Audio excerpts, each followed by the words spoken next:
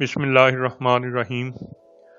داستان ایمان فروشوں کی اس تاریخی کہانی کی نئی ویڈیو پیش خدمت ہے۔ تمام سامعین سے گزارش ہے کہ چینل کو سبسکرائب کریں، ویڈیو کو لائک کریں اور ویڈیو کو آگے شیئر بھی لازمی کر دیا کریں۔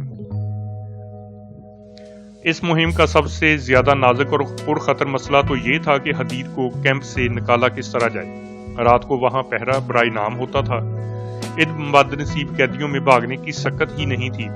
صبح سورج نکلنے سے پہلے انہیں مشقت پر لگایا جاتا اور سورج غروب ہونے کے بعد کیمپ میں لایا جاتا۔ ان کی تعداد 1500 کے لگ بھگ تھی۔ لوزینا کی سہیلی نے کیمپ کے متعلق کچھ معلومات حاصل کر لی، جن میں ایک یہ بھی تھی کہ زخمی اور بیمار قیدیوں کو معمولی سی ایک ڈسپنسری میں ہر روز بھیجا جاتا ہے۔ ان کے ساتھ صرف ایک پہرے دار ہوتا ہے۔ دوسرے دن لوزینا اپنی سہیلی کے ساتھ وہاں پہنچ گئی جہاں مریض قیدیوں کو لے جایا جاتا تھا۔ اسے زیادہ انتظار نہ کرنا پڑا۔ 25-30 مریضوں کی ایک پارٹی نہایت آہستہ آہستہ چلتی آ رہی تھی اور پہرہ دار ہاتھ میں لاٹھی لیے انہیں مویشیوں کی طرح ہانکتا لا رہا تھا۔ جو تیز نہیں چل سکتے تھے انہیں وہ لاٹھی سے دھکیل کر لا رہا تھا۔ دونوں لڑکیاں آگے چلی گئیں۔ ان کا انداز ایسا تھا جیسے تماشا دیکھ رہی ہوں۔ جب مریضوں کا ٹولہ ان کے قریب سے گزر رہا تھا تو وہ ہاری کو دیکھنے لگی۔ اچانک لوزینا کو دھچکا لگا۔ حدید اسے قہر بری نظروں سے دیکھ رہا تھا۔ اس سے اچھی طرح چلا نہیں جاتا تھا۔ اس کے چہرے سے وہ رونق اور رمق بجھ گئی تھی جو لوزینا نے زخمی ہونے سے پہلے دیکھی تھی۔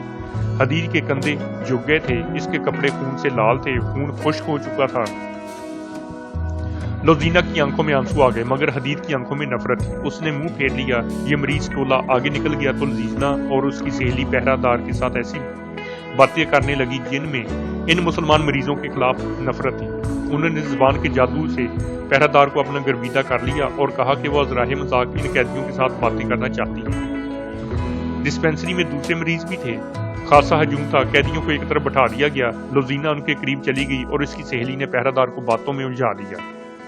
حدید دیوار کے سہارے بیٹھ گیا۔ اس کی حالت اچھی نہیں تھی۔ لوزینا نے آنکھ کے اشارے سے اسے پرے بلایا۔ وہ جب اس کے قریب گیا تو لوزینا نے آہستہ سے کہا، مجھے حکم ملا ہے کہ تم سے کبھی نہ ملو۔ بیٹھ جاؤ، ہم یہ ظاہر نہیں ہونے دیں گے کہ ہم باتیں کر رہے ہیں۔ میں لعنت بھیجتا ہوں تم پر اور تمہارے حکم دینے والوں پر۔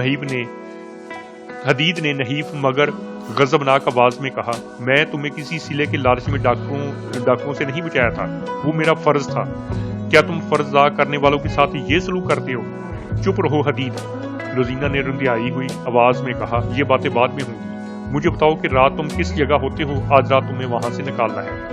حدید اس سے باتیں نہیں کرنا چاہتا تھا۔ لوزینا نے اسے آنسوؤں سے اور بڑی مشکل سے یقین دلایا کہ وہ اسے دھوکہ نہیں دے رہی۔ حدید نے بتایا کہ وہ رات کو کہاں سوتا ہے۔ وہاں سے نکلنا مشکل نہیں، لیکن نکل کر وہ جائے گا کہاں؟ انہوں نے جلدی میں فرار کا منصوبہ بنا لیا۔ مسلمانوں کا کیمپ ایسی نیند سویا ہوا تھا جیسے یہ لاشوں کی بستی ہو۔ پہرہ دار بھی سو گئے تھے۔ یہاں سے کبھی کوئی بھاگا نہیں تھا۔ بھاگ کر کوئی جاتا بھی کہاں؟ اس کے علاوہ پہرہ داروں کو یہ بھی معلوم تھا کہ کوئی ایک آدھا بھاگ بھی گیا تو کون جواب طلبی کرے گا۔ رات کا پہلا پہر ختم ہو رہا تھا کہ پھٹے پرانے ایک خیمے سے ایک آدمی پیٹ کے بال رینگتا ہوا خیموں کی کوٹ میں وہاں تک چلا گیا جہاں اسے کوئی پہرہ دار نہیں دیکھ سکتا تھا۔ آگے سے اندھیرے میں بھی کھجور کا درخت نظر آنے لگا جہاں تک اسے پہنچنا تھا۔ ایک سایہ سر سے پاؤں تک موٹے کپڑوں میں لپٹا ہوا کھڑا تھا۔ رینگنے والا اٹھ کھڑا ہوا اور کھجور کے تنے تک پہنچ گیا۔ وہ حدید تھا۔ لوزینا اس کی منتظر تھی۔ تیز چل سکو گے؟ لوزینا نے پوچھا۔ کوشش کروں گا، حدید نے جواب دیا۔ وہ کیمپ سے دور نکل گئے۔ آگے وسیع علاقہ غیر آباد تھا۔ مشکل یہ تھی کہ حدید تیز نہیں چل سکتا تھا۔ لوزینا نے سہارا دے کر تیز چلانے کی کوشش کی اور اسے بتاتی گئی کہ اسے کیسے کیسے حکم اور دھمکیاں ملی ہیں۔ اس نے حدید کی غلط فہمی رفع کر دی۔ آگے شہر کی گلیاں آگئی اور پھر ڈاکٹر کا گھر آ گیا۔ 3-4 بار دستک دینے سے ڈاکٹر باہر آیا اور انہیں فوراً اندر لے گیا۔ اس نے حدید کے زخم کھول کر دیکھے تو کہا کہ کم از کم 20 روز مرہم پٹی ہوگی۔ یہ سن کر لوزینا کے سامنے ایک بہت ہی پیچیدہ مسئلہ آ گیا۔ وہ یہ تھا کہ اتنے دن وہ حدید کو چھپائے گی کہاں؟ اسے بیگار کیمپ میں واپس تو نہیں لے جانا تھا۔ اس کی عقل جواب دے گئی۔ ڈاکٹر مرہم پٹی کر چکا تھا۔ اس نے کہا کہ اسے نہایت اچھی اور مقوی غذا کی ضرورت ہے۔ لوزینا اسے پرے لے گئی اور کہا، یہ جہاں رہتا ہے وہاں اسے اچھی غذا نہیں مل سکتی۔ میں گھر میں اسے اپنے پاس نہیں رکھ سکتی۔ آپ اسے یہیں رکھیں اور جو چیز اس کے لیے فائدہ مند ہو وہ کھلائیں۔ مجھ سے آپ جتنی قیمت اور اجرت مانگیں گے دوں گی۔ ڈاکٹر نے جو اجرت بتائی وہ بہت ہی زیادہ تھی۔ لوزینا نے کم کرنے کو کہا تو ڈاکٹر نے کہا تم مجھ سے بہت ہی خطرناک کام کرا رہی ہو. میں جانتا ہوں کہ یہ شخص مسلمانوں کے کیمپ سے لایا گیا ہے اور یہ مصری فوج کا سپاہی ہے. تمہارا اس کے ساتھ کیا تعلق ہے؟ مجھے منہ مانگی اجرت دوگی تو تمہارا یہ راز میرے گھر سے باہر نہیں جائے گا. مجھے منظور ہے، لوزینا نے کہا. اور یہ بھی سن لو ڈاکٹر، اگر یہ راز فاش ہو گیا تو آپ زندہ نہیں رہیں گے. ڈاکٹر نے حدید کو ایک کمرے میں لٹا دیا اور اسے بتایا کہ وہ ٹھیک ہونے تک یہیں رہے گا. اس نے اندر سے اسے دودھ اور پھل لا دیے اور لوزینا کو ایک اور کمرے میں لے گیا. دوسرے دن لوزینا اور اس کی سہیلی نے کیمپ کی جاسوسی کی. ڈسپینسری میں گئی، مریض قیدی وہاں لے جائے گئے. دونوں لڑکیوں نے پہرہ دار کے ساتھ گپ شپ لگائی اور اسے خصوصی ڈھنگ سے باتیں کر کے معلوم کر دیا کہ حدید کی گمشدگی سے کیمپ میں کوئی تبدیلی نہیں آئی اور وہاں کوئی ہلچل نہیں. دن گزرتے گئے. ڈاکٹر کو چونکہ منہ مانگی قیمت اور اجرت مل رہی تھی، اس لیے اس نے حدید کو چھپائے بھی رکھا اور اس کا علاج پوری توجہ سے کرتا رہا. اسے مقوی غذا بھی دیتا رہا. لوزینا شام کے بعد وہاں جاتی، کچھ دیر حدید کے ساتھ بیٹھتی اور بہت دیر ڈاکٹر کے کمرے میں گزارتی. اس روزمرہ کے معمول میں 20 روز گزر گئے اور حدید کے زخم مل گئے. اس کی صحت بحال ہو گئی. لوزینا نے ڈاکٹر سے کہا کہ وہ کل رات کسی بھی وقت حدید کو لے جائے. دوسرے دن اس نے اپنی سہیلی کو استعمال کیا. چھوٹے عہدے کا ایک افسر اس کی سہیلی کے پیچھے پڑا رہتا تھا. سہیلی نے اسی افسر کو جھانسا دیا. لوزینا نے اس کے ٹرنک سے اس کی وردی نکال لی جو اس نے حدید کو پہنا دی.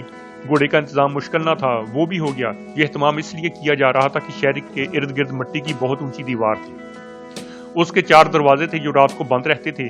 ان دنوں دن کے وقت یہ دروازے کھلے رکھے جاتے تھے کیونکہ سلطان ایوبی کے آنے والے حملے کے لیے فوجوں اور ان کے سامان کی آمد و رفت جاری رہتی تھی. سورج غروب ہونے سے کچھ دیر پہلے قلعے کے بڑے دروازے کی طرف ایک صلیبی افسر گھوڑے پر جا رہا تھا. اس کی کمر سے لٹکی ہوئی تلوار مسلمانوں کی طرح ٹیڑھی نہیں سیدھی تھی اور اس کا دستہ سلیب کی شکل کا تھا. وہ ہر لحاظ سے سلیبی تھا. دروازہ کھلا ہوا تھا جس سے اونٹوں کا ایک کارواں رسد سے لدا ہوا باہر جا رہا تھا. ظاہر یہی ہوتا تھا جیسے یہ گھوڑ سوار افسر اس کارواں کے ساتھ جا رہا ہو. وہ دروازے کے پاس پہنچا تو سلیبیوں کی انٹیلیجنس کا سربراہ ہرمن گھوڑے پر سوار دروازے میں داخل ہوا. وہ کہیں باہر سے آ رہا تھا. اس نے اس افسر کو دیکھا اور مسکرایا، مگر اس افسر نے مسکراہٹ کا جواب مسکراہٹ سے نہ دیا. ہرمن چند قدم اندر کو آیا تو اس نے گھوڑا روک لیا. اسے 200-300 قدم دور لوزینا کھڑی نظر آئی. جس نے ہرمن کو دیکھا تو وہاں سے تیزی سے اپنے ٹھکانے کی طرف چلی گئی. علی بن سفیان کی طرح ہرمن بھی ماہر جاسوس اور سراغ رساں تھا. اس نے فوراً گھوڑا دروازے کی طرف گمایا اور ایڑ لگا دی. وہ اپنا ایک شک رفع کرنا چاہتا تھا. اس نے گھوڑے کو ایڑ لگائی تو گھوڑا دوڑ پڑا. باہر جا کر ہرمن نے دیکھا کہ جو افسر اس کے پاس سے گزرا تھا وہ اتنی دور نکل گیا تھا کہ اس کے تعاقب میں جانا بیکار تھا. اس گھوڑ سوار نے دروازے سے نکلتے ہی گھوڑے کو ایڑ لگا دی تھی. گھوڑا بہت تیز رفتار تھا. ہرمن اسے دیکھتا رہا اور وہ صحرا کی وسعت میں گم ہو گیا. لوزینا نے حدید کو آزاد کرا کے سلا دے دیا تھا. ہرمن نے گھوڑا موڑا اور تیزی سے اندر گیا. وہ سب سے پہلے مسلمانوں کے کیمپ میں گیا اور وہاں کے انچارج سے حدید کی نشانیاں بتا کر پوچھا کہ وہ کہاں ہے. کچھ پتہ نہ چلا. جس خیمے میں حدید کو رکھا گیا تھا وہاں کے رہنے والوں نے بتایا کہ ایک صبح وہ یہاں سے غائب تھا. وہ سمجھے کہ اسے ادھر ادھر کر دیا گیا ہے. ہرمن کا شک یقین میں بدل گیا. وہ حدید ہی تھا جسے اس نے سلیبی فوج کی وردی میں دروازے سے نکلتے دیکھا تھا. وہ مزید تفتیش سے پہلے لوزینا کے کمرے میں گیا. وہ سر ہاتھوں میں تھامے رو رہی تھی. کیا اسے تم نے بگایا ہے؟ ہرمن نے گرج کر کہا. تو لوزینا نے آہستہ سے سر اٹھایا. ہرمن نے کہا، جھوٹ بولو گی تو میں تفتیش کر کے ثابت کر دوں گا کہ اسے تم نے فرار میں مدد دی ہے. نہ آپ کو تفتیش کی ضرورت ہے نہ مجھے جھوٹ بولنے کی ضرورت. لوزینا نے کہا، میری زندگی ایک شاہانہ جھوٹ اور میرا وجود ایک خوبصورت دھوکہ ہے. اپنی روح کی نجات کے لیے میں سچ بول کر مر رہی ہوں. اس کی آواز میں غنودگی تھی جو بڑھتی جا رہی تھی. وہ اٹھی تو اس کی ٹانگیں لڑکھڑائیں. اس کے قریب ایک گلاس پڑا تھا جس میں چند قطرے پانی تھا. اس نے گلاس اٹھا کر ہرمن کی طرف بڑھا کر کہا، میں نے اپنے آپ کو سزائے موت دے دی ہے. اس گلاس میں پانی کے چند قطرے گواہی دیں گے کہ میں نے اپنے ناپاک جسم کو سزائے موت اس لیے نہیں دی کہ اپنے قوم سے غداری کی اور دشمن کو قید سے بھگا دیا ہے، بلکہ میرا جرم یہ تھا کہ میں ان انسانوں کو دھوکے دینے گئی تھی جن کے ہاں کوئی دھوکہ اور فریب نہیں. ان میں 4 انسانوں نے میری عزت بچانے کے لیے جو میرے پاس تھی ہی نہیں 10 ڈاکوؤں کا مقابلہ کیا. پھر ایک انسان نے مجھے اپنا جسم کٹوا کر ڈاکوؤں سے چھینا. مجھے نیکی اور بدی، محبت اور نفرت کا فرق معلوم ہو گیا. میں سچ بول کر مر رہی ہوں. یہ پرسکون موت ہے. وہ گننے لگی تو ہرمن نے اس کے ہاتھ سے گلاس لے کر اسے تھام لیا. لوزینا نے اپنے جسم کو جھٹکا دیا اور ہرمن کے بازوؤں سے نکل کر پرے ہو گئی. اونگتی ہوئی آواز میں بولی، میرے جسم کو ہاتھ نہ لگاؤ، یہ اب تمہارے کام کا نہیں رہا. اس زہر نے اس میں سچ داخل کر دیا ہے۔ تمہیں ناپاک جسموں کی ضرورت ہے، اسے میں نے بگایا ہے۔ اسے میں نے 20 روز چھپائے رکھا تھا۔ اسے میں نے فرنینڈس کی وردی چرا کر پہنائی تھی۔ اسے میں نے گھوڑا دیا تھا۔ میں اس کے ساتھ نہیں جا سکتی تھی، میں اس کے بغیر رہ بھی نہیں سکتی تھی، اس لیے میں نے زہر پی لیا۔ اگر تم مجھے پکڑ نہ لیتے تو بھی میں زہر پی لیتی۔ وہ پلنگ پر لڑک گئی۔ ہرمن کو اس کی آخری سرگوشی سنائی دی، سچ بول کر مرنے میں کتنا سکون ہے۔ اس نے آخری سانس اس طرح لی جیسے سکون سے آ بھری۔ اسے جب دفن کر چکے تھے، ایک افسر نے پوچھا اس کا کوئی خاندان تھا تو انہیں اس کی موت کی اطلاع دے دو۔ اس کا خاندان ہم ہی تھے، ہرمن نے جواب دیا۔ اسے 10-11 سال کی عمر میں کسی قافلے سے اغوا کر کے لائے تھے۔ صلاح الدین ایوبی کی فوج کو کوچ کی یہ تیسرا دن تھا۔ صلیبیوں نے اسے راستے میں روکنے کے لیے فوج بھیج دی تھی۔ حملہ چونکہ کرک پر آ رہا تھا، اس لیے صلیبیوں نے شبک سے زیادہ تر فوج کرک بھیج دی تھی۔ اس کا ایک حصہ شام کی طرف بھی بھیج دیا تھا تاکہ نور الدین زنگی مدد کے لیے آئے تو اسے کرک سے کچھ دور روکا جا سکے، اور اس فوج کا کچھ حصہ سلطان ایوبی کو راستے میں روکنے والی فوج کو دیا گیا تھا۔ سلطان ایوبی نے اپنی فوج کو 3 حصوں میں تقسیم کر کے کوچ کرایا تھا اور تینوں کو دور دور رکھا تھا۔ وہ جب اس مقام پر پہنچ گیا جہاں صلیبیوں سے ٹکر ہونی چاہیے تھی، اس نے تینوں حصوں کے کمانڈروں اور ان کے ماتحت کمانڈروں کو اپنے خیمے بلایا۔ ہم اس مقام پر آ گئے ہیں جہاں رات فاش کر دینا چاہیے۔ سلطان ایوبی نے کہا، تم شاید حیران رہے ہوگے کہ میں تمہیں یہ بتاتا رہا ہوں کہ میں کرک پر حملہ کروں گا، مگر میں تمہیں کسی اور طرف لے آیا ہوں۔ میں کرک پر حملہ نہیں کر رہا، ہماری منزل شوبک ہے۔ ایک سوال تم سب کو پریشان کر رہا ہے کہ میں نے ان 3 جاسوسوں کو، جن میں ایک عالم تھا اور 2 لڑکیاں، کیوں رہا کر دیا تھا اور انہیں محافظ کیوں دیے تھے؟ اس سوال کا جواب سن لو۔ میں نے انہیں اپنے ساتھ والے کمرے میں بٹھا کر درمیان کا دروازہ آدھا کھلا رکھا تھا اور علی بن سفیان اور 2 نائبین کو یہ بتانا شروع کر دیا کہ میں فلاں تاریخ کو کرک پر حملہ کر رہا ہوں۔ میں جانتا تھا کہ جاسوس سن رہے تھے۔ میں نے ان کے کانوں میں یہ بھی ڈالا کہ میں صلیبیوں سے کھلے میدان کی جنگ سے ڈرتا ہوں۔ اس قسم کی باتیں ان کے کانوں میں ڈال کر انہیں رہا کر دیا اور انہیں محافظ دستے دیے تاکہ وہ صحیح سلامت شوبک پہنچ جائیں۔ مجھے اطلاع ملی ہے کہ راستے میں ایک حادثہ ہو گیا ہے۔ ڈاکوؤں نے 3 محافظوں اور ایک لڑکی کو مار ڈالا ہے۔ 4تھا محافظ کل رات شوبک سے واپس آ گیا ہے۔ وہاں ہمارے جو جاسوس ہیں انہوں نے اطلاع دی ہے کہ عالم جاسوس زندہ شوبک پہنچ گیا تھا جس نے میرا دھوکہ کامیاب کر دیا ہے۔ صلیبیوں نے اپنی فوج میری مرضی کے مطابق تقسیم کر دی ہے۔ اس وقت تمہاری فوج کا بائیں والا حصہ صلیبیوں کی بہت بڑی فوج کے بائیں پہلو سے 4 میل دور ہے۔ اس نے اب بائیں حصے کے کمانڈر سے کہا، آج سورج غروب ہونے کے بعد تم اپنے تمام گھوڑ سوار دستے سیدھے آگے 2 میل لے جاؤ گے۔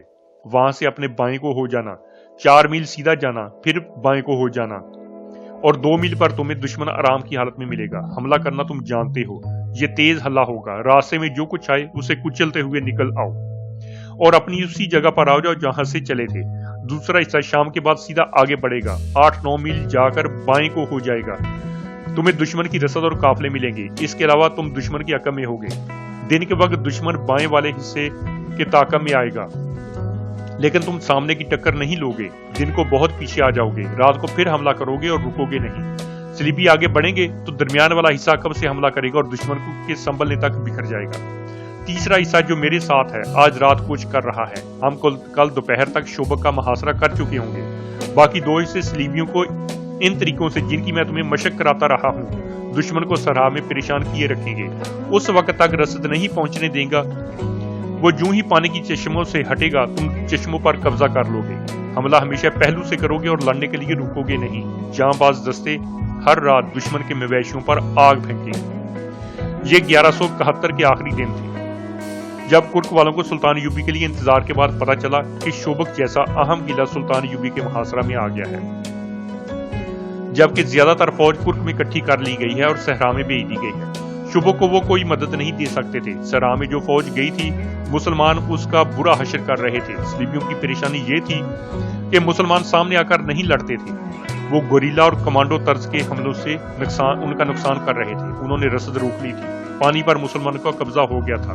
صلیبیوں کی یہ فوج نہ لڑنے کے قابل رہی تھی نہ پیچھے ہٹ کر شوبک کو بچانے کے لیے پہنچ سکتی تھی۔ شوبک میں صلیبیوں نے قلعے اور شہر کی دیواروں سے تیروں اور برچیوں سے بہت مقابلہ کیا، لیکن سلطان ایوبی کے نقب زن دستوں نے دیواریں توڑ لی۔ یہ محاصرہ تقریباً 1.5 مہینہ رہا۔ آخر سلطان ایوبی شوبک میں داخل ہو گیا۔